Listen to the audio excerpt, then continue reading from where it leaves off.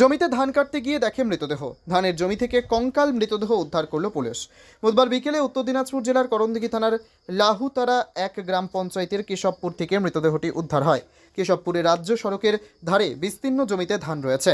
এদিন সেই পাকা ধান মেশিন দিয়ে কাটতে যান জমির মালিক। আচমকা একটি মৃতদেহ দেখতে পান তারা। খবর দেওয়া হয় করণদিঘি থানাতে। পুলিশ ঘটনাস্থলে এসে মৃতদেহ কঙ্কালগুলি উদ্ধার করে।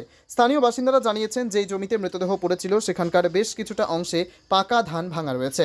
মৃতদেহের পাশে কিছু জামাকাপড়, গামছা, মাথার চুল, কানের দুল দেখতে পাওয়া গেছে। মৃতদেহটির শরীর থেকে মাংস খসে কঙ্কাল বেরিয়ে গেছে। কিভাবে এই মৃত্যু হলো তা নিয়ে জোর চর্চা শুরু হয়েছে। করণদিঘি থানার পুলিশ ঘটনাস্থল থেকে নমুনা সংগ্রহ করেছে। মৃতদেহ ময়নাতদন্তের জন্য রায়গঞ্জ পাঠানো হয়েছে। যদিও দেহটি পুরুষ না মহিলা তা সঠিকভাবে জানা যায়নি। আপনার নাম? আমার নাম মজলিস। কি ঘটনা ঘটছিল এখানে? এখানে একটা লাশ দেখতে পাওয়া যায়, কমপ্লেনে গাড়ি ধান কাটতে এসেছে, তারপর লাশটা দেখতে পাওয়া যায়। কোন জায়গা এটা? এটা কেশবপুর। কেশবপুরে? জি।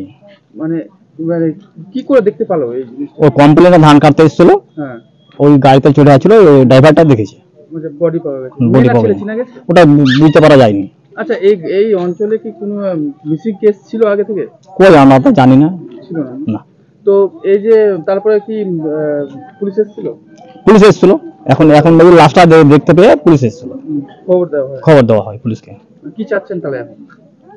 আর তদন্ত হোক। কি মনে হচ্ছে যে এত দূর, মানে এত ফাঁকা জায়গায় আসলো কি করে? আমরা ওটা বলতে পারবো না, এখন পুলিশ প্রশাসন আছে, ওরা কি বলবে, কি করবে না করবে ওদের ব্যাপার ওটা। মানে এখানে সেটা হচ্ছে এই জমিটা কার? জমিটা হলো আব্দুল গনির ছেলের ঘে। কি নাম তার? আব্দুল গনি। ওর ছেলের ঘে। ওই আব্দুল গনি মারা গেছে, ওর ছেলের ঘে জমি। ছেলেদের। হঠাৎ করে মানে আজকে ধান পাকছিল, ওই জন্য ধান কাটতে এসেছিল। ধান কাটাকালীনই এই ঘটনাটি ঘটে। জমিওয়ালা তো জানে না যে লাশ পড়ে আছে, ওই কাটতে এসেছিল, ওরাই দেখেছে।